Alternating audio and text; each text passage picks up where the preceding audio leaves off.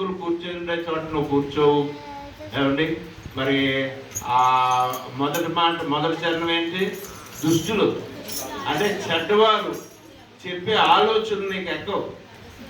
ఎందుకంటే నీకు ఆలోచనకర్త ఉన్నాడు, నీకు ఆలోచన చెప్పే దేవుడు ఉన్నాడు కనుక మరి నువ్వు ఆయన మీద ఆ భయభక్తులు కలిగి ఉంటే, నువ్వు ఆయన మీద ఆధారపడగలిగితే ఇంకెవ్వరు ఆలోచన నీ బుర్రలోకి రాదు. దేవుని స్తోత్రం కలుగును గాక.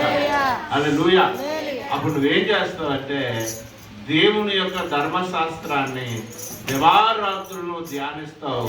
అది నీకు ఏం చేస్తుందంటే నీ జీవితాన్ని ఫలభరితంగా మార్చేస్తుంది. దేవుని స్తోత్రం కలుగును గాక. హల్లెలూయా.